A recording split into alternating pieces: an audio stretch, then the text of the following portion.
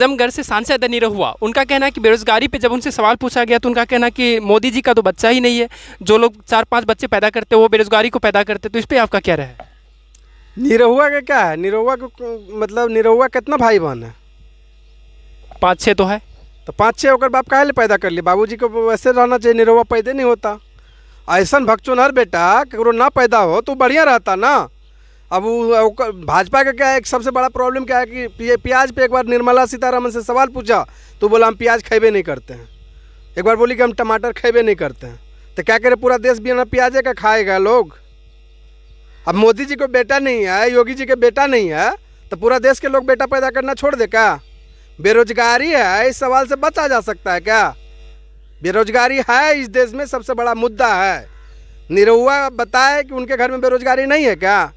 2 भाई film industry में है, बाकी भाई क्या कर रहा है? उसका भतीजा क्या कर रहा है? उसका बेटा क्या कर रहा है? उनको बताना चाहिए। निरहुआ तो अपन बेटा को फिल्म में लॉन्च कर दिए, लेकिन क्या सबका बेटा को फिल्म में लॉन्च कर देंगे निरहुआ? बेरोजगारी जायज़ सवाल है, इस पर उनको बोलना चाहिए, बताना चाहिए, कोई भगचोनहर वाला सवाल नहीं हो।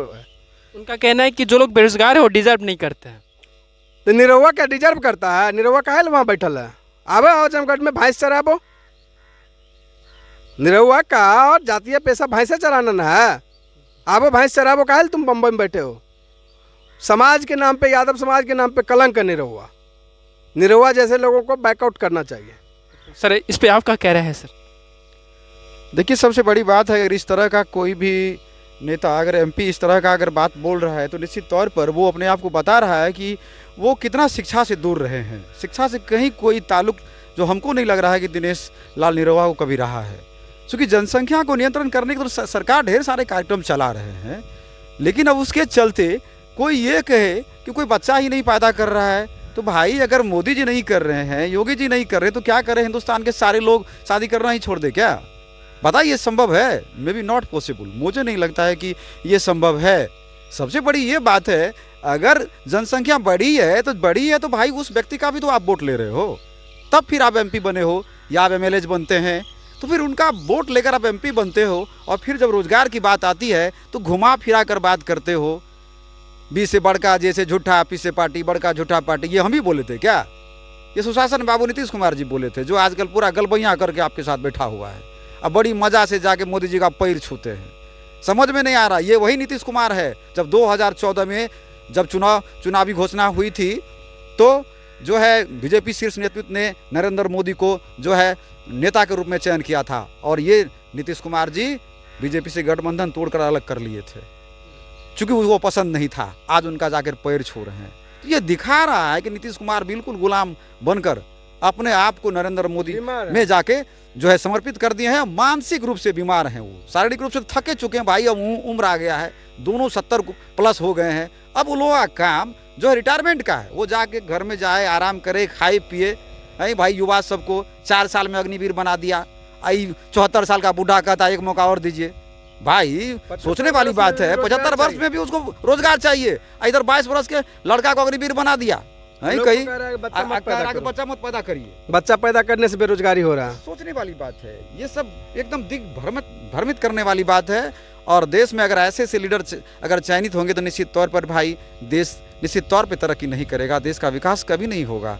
ये कोई मायने नहीं रहता है कि आप अभी भी व्यक्तिगत जीवन पर मैं टिक्का टिप्पणी करना नहीं चाहता, लेकिन हम क्या करेंगे? हमारे विकास पुरुष नीतीश कुमार जी बार बार नीतीश लालू जी के बारे में बोलते हैं कि भाई इतना कोई बच्चा पैदा करता है, इतना कोई बच्चा पैदा करता है। तो भाई नीतीश जी भी बोले, वो भी तो 4-5 भाई है, वो भी अपने पिताजी से पूछे क्या उतना बच्चा पैदा किए। वो सवाल बच्चा पैदा करने से नहीं है, सवाल है कि बच्चा को आप पढ़ा लिखे सही संस्कार दीजिए, ताकि वो बच्चा आगे चल के आपके देश का नेतृत्व करके आगे बढ़े और देश को तरक्की के मार्ग पर ले जाए। सबसे बड़ा प्रश्न ये है, इस पर बात करिए ना। रोजगार पर क्यों आप बात नहीं करते हैं? क्या कारण है? आपने तो कहा था 2014 में कि प्रत्येक वर्ष 2 करोड़ युवाओं को रोजगार देंगे। आपने कितना दिया? 10 वर्ष में 20 करोड़ युवा को आपने बेरोजगार बनाया। आपने, मैं मानता हूं कि देश में सभी को नौकरी देना संभव नहीं है, may be not possible, I think, मैं ऐसा मानता हूं, लेकिन रोजगार तो दिया जा सकता भाई। रोजगार के सृजन क्या क्या किए देश में? नरेंद्र मोदी क्या किया? बिहार में नीतीश कुमार क्या किया? रेल बेच दिया, भेल बनमन- बेच दिया, बनमनखी सेल का- बेच दिया। बनमनखी का चीनी मिल बंद कर दिया, मुजफ्फरपुर का चीनी मिल बंद कर दिया, पचगचिया में जो 2 करोड़ के 5-7 करोड़ के लागत से जो चीनी मिल बन रहा था वो भी जाके बंद हो गया। बैजनाथपुर में पेपर मिल का उद्घाटन हुआ था, वो भी उद्घाटन में रह गया, कहीं कुछ नहीं बना। जब हमारे देश में, जब हमारे राज्य में फैक्ट्रियाँ नहीं लगेगी, जब अमेरिका से, इंग्लैंड से बड़े बड़े व्यवसायी आकर यहाँ पर व्यवसाय नहीं करेंगे, फैक्ट्रियाँ नहीं खोलेगी, तो हमारे देश के युवा को रोजगार कैसे मिलेगा? जब इन लोगों को बात रोजगार पर आती है ना, तो बस बच्चे ही पैदा मत करो, बच्चे ही पैदा मत करो। तो क्या, क्यों भाई? तो ऐसा रूल्स ही निकाल दीजिए, आप निकाल दीजिए, संविधान में पारित कर दीजिए। डॉक्टर भीमराव अम्बेडकर के द्वारा जो संविधान बनाया गया है उसमें पारित कर दीजिए। और ये भी पारित कर दीजिएगा कि जो भी MP बने तो कम से कम उसका जो है एजुकेशन BA जरूर होना चाहिए, 5वीं फेल नरेंद्र मोदी की तरह नहीं होना चाहिए। एक मूर्ख व्यक्ति जाकर जो है देश में बैठा हुआ है, कहीं शिक्षा से उसका कोई लगाव नहीं रहा है और उसको तो कुछ समझ में ही नहीं है। एक पत्नी से शादी किया और अग्नि के 7 फेरे लिए, 7 जन्म का कसम खाए, 1 जन्म भी नहीं निभाए। ऐसे ऐसे लोगों को बहुत बहुत धन्यवाद हमारे साथ बात करने के लिए। हमारे साथ थे। हमारे व्यूवर्स को क्या कहना चाहेंगे, सब्सक्राइबर को? नहीं, हम आपके व्यूअर्स को शुभकामना देना चाहते हैं, आपको शुभकामना देना चाहते हैं, और हम चाहेंगे कि आपका चैनल ग्रो करे, और लोगों से भी अपील करना चाहेंगे आप इनके चैनल को लाइक करें, सब्सक्राइब करें और वीडियो को शेयर करके लोगों तक पहुंचाएं, ताकि जनता का जो मुद्दा है, जन मुद्दा, ये लोगों तक पहुंचे और लोगों को समझ आए कि देश में चल क्या रहा। मैं इन्हीं शब्दों के साथ शुभकामना देता हूं पुनः आपके सभी व्यूअर्स को और आपकी टीम को। बहुत बहुत धन्यवाद। Thank you sir ji.